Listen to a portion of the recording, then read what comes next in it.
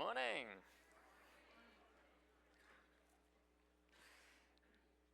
The 1980s was a really bad decade for Argentine-British relations. Really bad. And to some degree, both parties continue to bear a grudge from that era. If you ask an Argentinian for the first thing that comes to mind when they think of England, there is a decent chance that they're going to mention the Islas Malvinas, the Falkland Islands. But if you ask the same question on the streets of London, what's the first thing that comes to mind when you think of Argentina? Something different tends to come up. Not the Falklands. Another battle. But this time, it was England that lost. A moment when divine intervention said, no, it's Argentina's turn. When you ask an Englishman what comes to mind when you think of Argentina, it's a footballer. And it's a very particular goal. Possibly the most infamous goal in football history. Definitely in FIFA World Cup history. It's even been named the Hand of God goal. It was June the 22nd, 1986, 4 years after the 74-day Falkland Islands War. Argentina was still hurting badly from the fallout of the war. The failed invasion and loss of life in the Falklands shattered the military's credibility. And at the time, Argentina was under the control of a military dictatorship. So mass protests had erupted at home on the streets of Buenos Aires with people demanding the resignation of military leaders. Within 3 days of Argentina's surrender in the Falklands War, Leopoldo Galtieri, the leader of the military junta, who was the de facto president of Argentina, he's the one who approved the invasion of the Falkland Islands, thinking it would unite Argentina, was forced to resign. Inflation was skyrocketing. Foreign debt was at over $40 billion. And everyday quality of life was feeling the strain. And then Argentina came head-to-head against England in the quarterfinal of the 1986 FIFA World Cup. And it was a chance to settle old scores. This was much more than a football match. It was about national pride. Over 114,000 fans packed into the Estadio Azteca in Mexico City for a sweltering mid-afternoon kickoff. And the match started cautiously.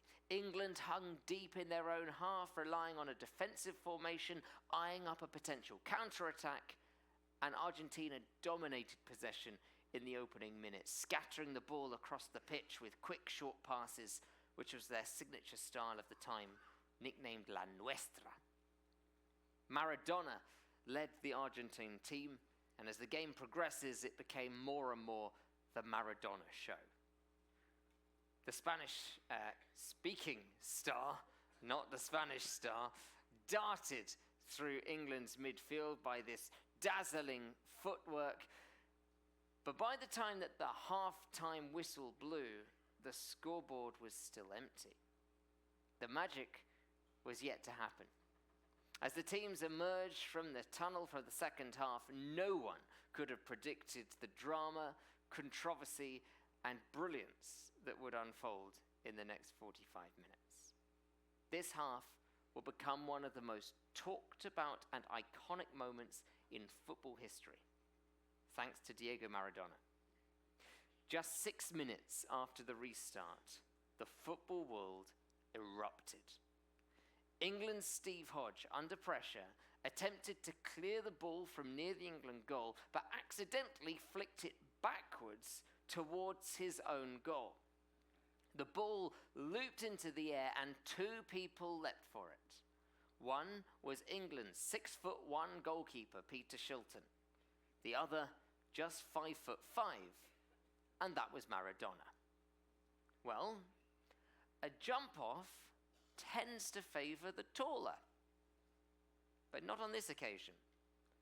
Because instead of heading the ball, Maradona used his left hand to punch the ball into the net, which is a foul move in football. Of course, the England players protested immediately, but the referee, Ali bin Nasser, hadn't seen the handball, and he allowed the goal. At full time, Argentina won the match 2-1 and went on to win the tournament, taking home the World Cup. But after the match, in the interview room, Maradona was obviously asked about that goal. And this is what he famously said: "A little with the head of Maradona, a little with the hand of God." Years later, Maradona admitted that he knew it was a handball, but he called it a little revenge for the Falklands War. The goal remains one of the most legendary and hotly debated moments in football history, and it continues to generate interest. The ball itself was sold at auction just a few years ago in 2022 for $2.4 million. And Maradona's shirt from that game sold for $9.3 million, making it the most expensive football shirt ever. Argentina has won the FIFA World Cup 3 times, in 1978, 1986, and 2022. Each victory legendary in its own right. In 1978, Argentina won on home soil. The final in Buenos Aires saw Argentina beat the Netherlands 3-1 in extra time. In 1986, of course, that was the Diego Maradona tournament. And most recently, after 36 years of waiting, Argentina won again in 2022, led by Lionel Messi, in what some people call the greatest World Cup final ever. They defeated France on penalties 4-2 after a thrilling 3-3 draw, securing Messi's place alongside Maradona in football immortality. But football isn't the only sport round these parts. The country is football obsessed, but rugby union is Argentina's second most followed team sport, and their national team, Los Pumas, are known for their physicality and their relentless style of play. And the country also has some of the best polo players in the world. They've won the Polo World Championship more times than any other nation. The Argentine Open in Buenos Aires is the biggest polo tournament in the world, attracting elite players and royalty alike. But I still haven't mentioned Argentina's national sport. I will, once we open the portal and collect our next port of call, Puerto Madryn. So we start, as we always do, with a photograph of the ship docked at the port. And you can see a fabulous contraption here. Puerto Madryn is a tidal port, and so the gangway is going to move during our time in port. At some point, we'll be using the slightly flatter gangway, and then at another point, that will go under the concrete level, and so then we go to this tower formation, which is a slide.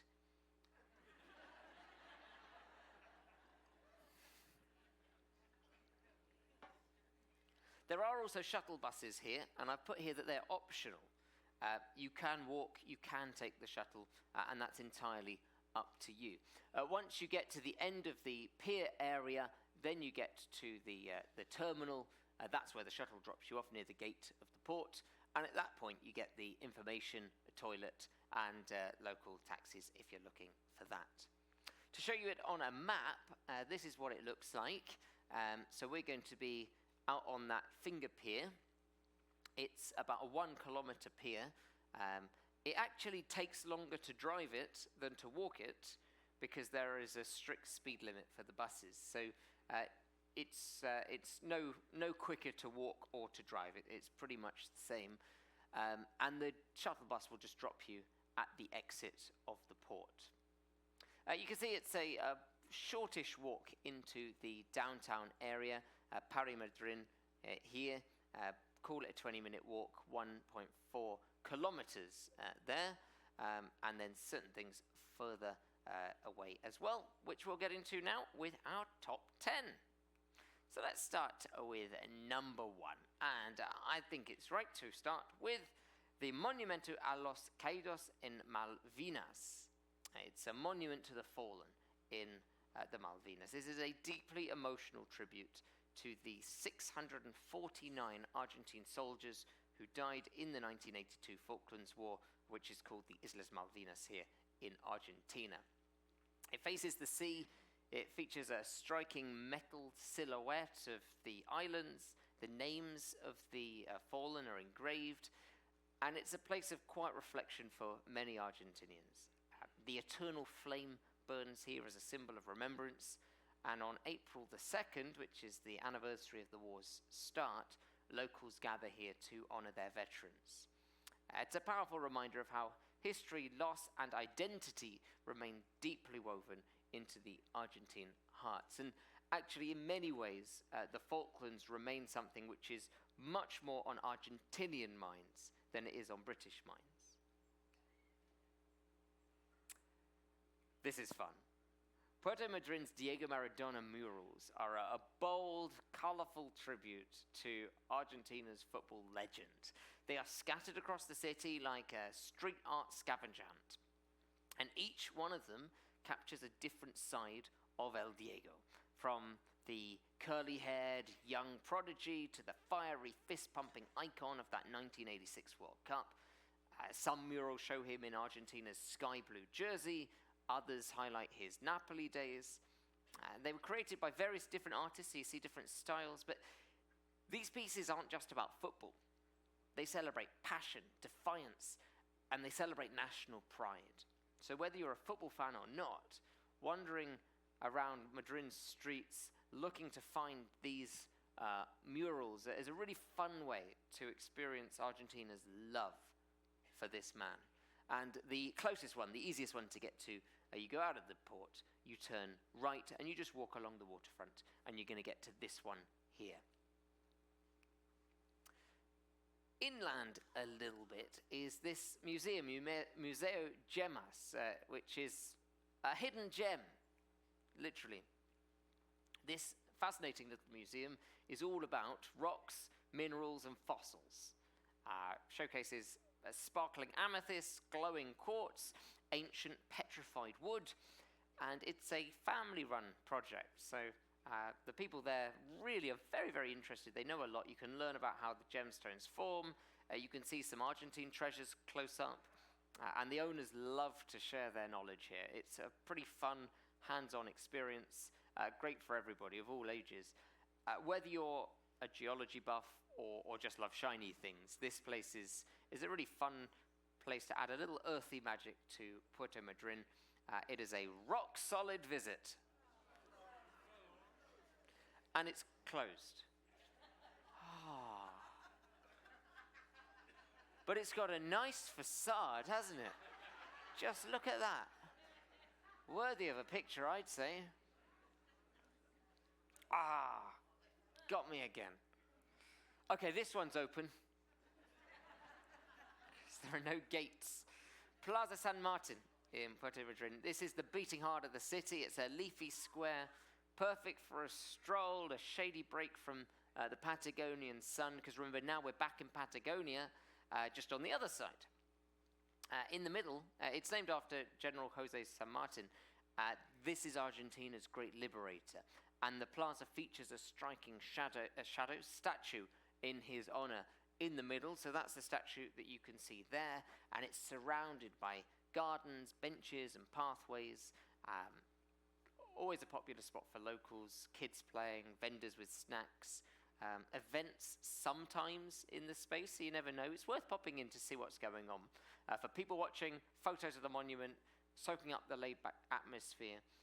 This is a charming slice of real Puerto Madryn life, and it's really close by to the ship, 20-minute walk from the terminal. Or if you want to go shopping, Puerto Madryn is Puerto Madryn's go-to shopping mall.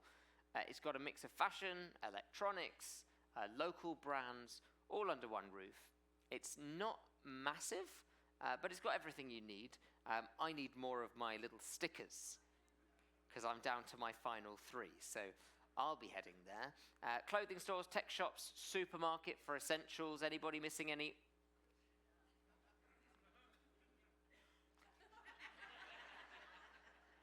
If you need a break from sightseeing, come in here, grab a coffee, grab a snack in the food court, browse for a few souvenirs in here as well.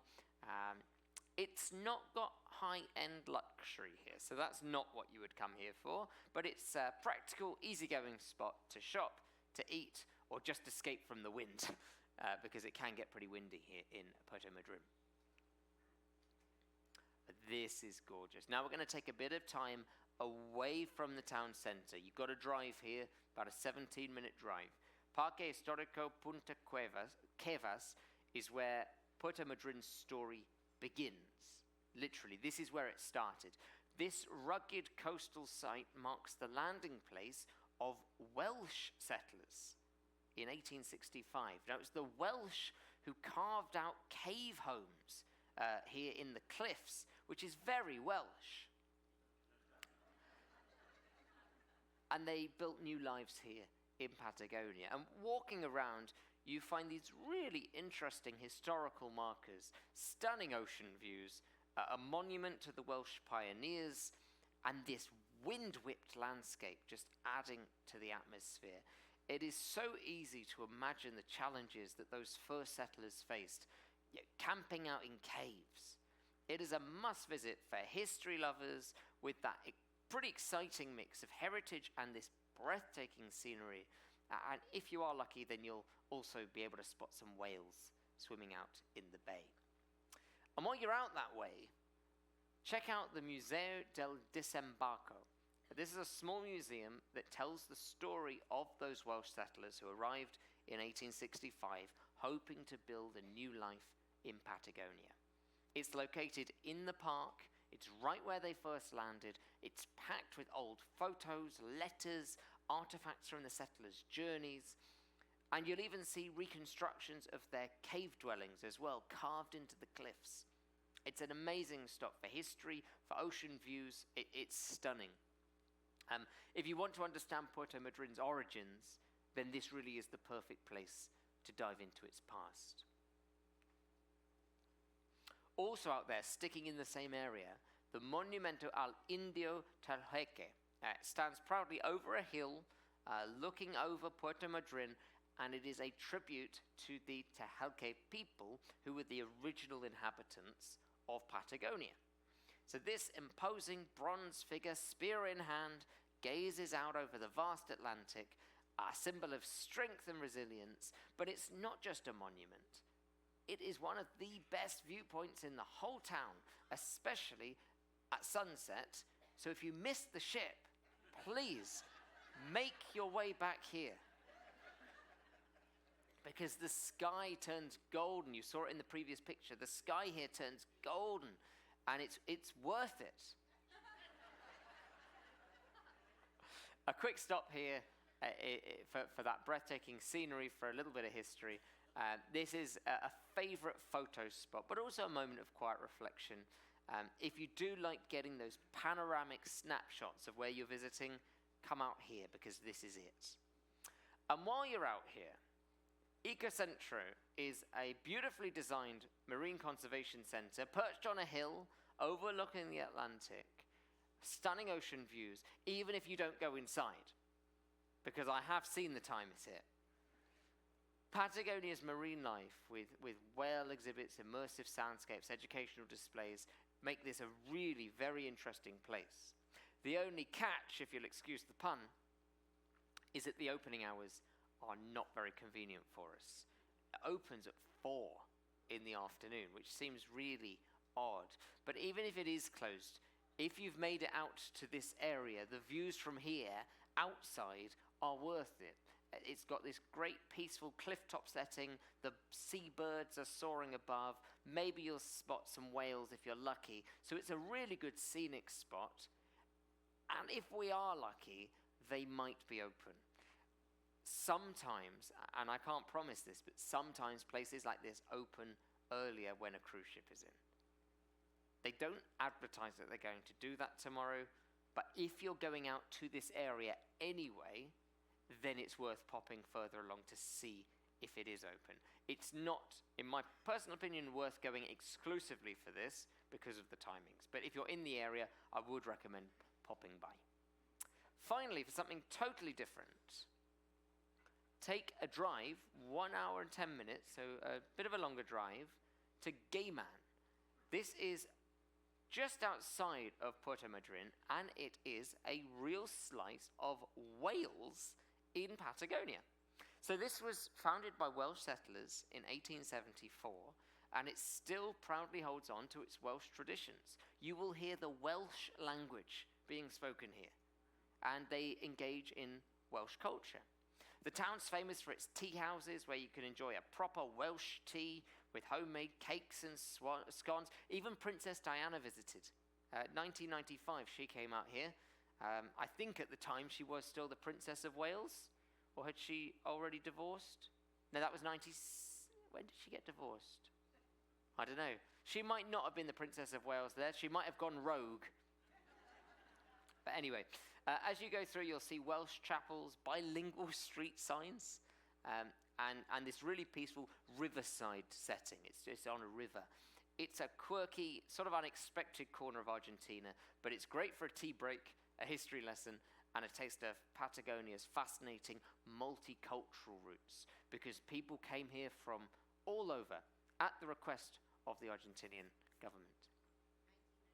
96, she was still Princess of Wales. Oh, here's the map for you of the highlights. Yes, so she was still Princess of Wales when she came to Gaiman.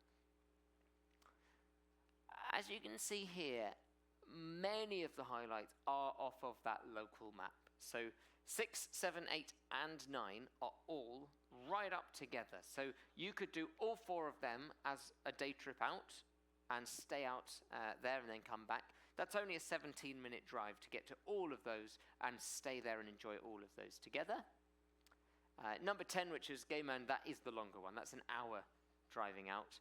Number 3, which is the Museo Gemas, that's actually still within the town, but it's not quite in the downtown area. But it's also close, so who cares anyway? Not me.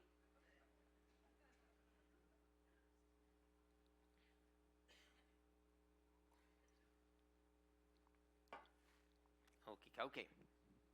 So when people think of Argentina and sports, their minds immediately go to football. Maradona, Messi, World Cup glory. But here's something surprising. As football mad as Argentina is, Argentina's official national sport isn't football. It's pato. Yes, pato, which literally means duck in Spanish, is the country's official sport. And it has one of the most bizarre, chaotic, and fascinating histories of any game in the world. Imagine a mix of polo, rugby, and basketball, all played on horseback. And now add in the fact that it used to involve a live duck instead of the ball.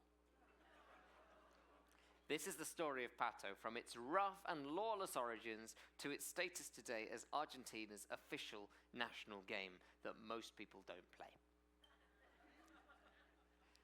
Pato was born in the 17th century, deep in the Argentine Pampas. That's where the gauchos, the Argentine cowboys, spent their days, herding cattle, riding through vast open landscapes, and of course, finding ways to entertain themselves. Legend has it that the first pato matches weren't played with a ball, but with an actual live duck inside a leather bag with handles. Teams of riders on horseback would grab the bag and fight for control over the bag whilst racing at full speed towards a goal. This was no polite game. This was wild and brutal. Players would yank the ducks from each other. The horses would collide. The fights that would break out mid-game. Injuries, even deaths were common for riders and ducks. Pato was essentially a free-for-all on horseback. And it wasn't long before the Catholic Church and colonial authorities tried to ban it. By the 1700s, pato had become too violent for authorities to ignore. The Catholic Church was horrified, not only at the violence and gambling that surrounded pato matches, but also at the whole concept of throwing a live duck around for sport. And multiple governors in colonial Argentina banned pato, citing the injuries and the deadly brawls that it caused among the gauchos.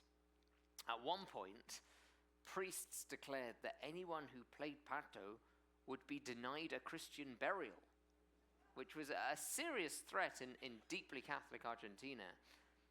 But did the gauchos listen? Of course not. Pato was way too much fun. For years, people continued to play it in secret, away from the eyes of the authorities.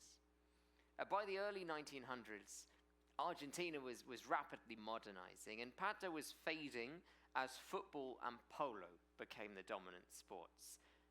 But one man decided to bring it back. In 1938, Alberto del Castillo Posse, an Argentinian rancher, redesigned pato into a safer, more organized sport. And the biggest change, no more live ducks. Instead, he introduced a leather ball with 6 handles, making the game more structured. New rules were created. There was a referee system, there were time limits, there were defined goalposts. And thanks to these reforms, pato transformed from a dangerous cowboy brawl into an actual sport. And in 1953, the Argentine government declared pato the official national sport, cementing its status as a symbol of Argentine rural tradition. So how do you play pato? Well, it is a team game with 2 teams of 4 riders on horseback. And the aim of the game is to throw the leather ball, the one with 6 handles, that used to be a duck, through a vertical ring. Players scoop the ball from the ground. So they are hanging from the belly of their horse. They scoop the ball from the ground. But then, once they have the ball, they have to hold it out at arm's length at all times, meaning that their opponents can snatch it away from them mid-gallop. They could just rip it off. It is a game that represents the gaucho spirit of the country, bringing to life... I've still got the ball, by the way. It's a game that brings to life Argentina's grit, skill, and horseback culture in a totally unique national game. It's a game that keeps rural traditions alive, even though most Argentinians now live in the cities. But it's a game that's played at national festivals.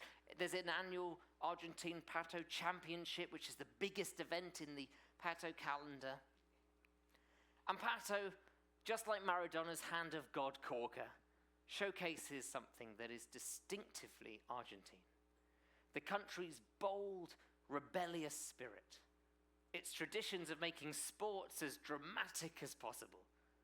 I think we're going to have a lot of fun here. Thank you.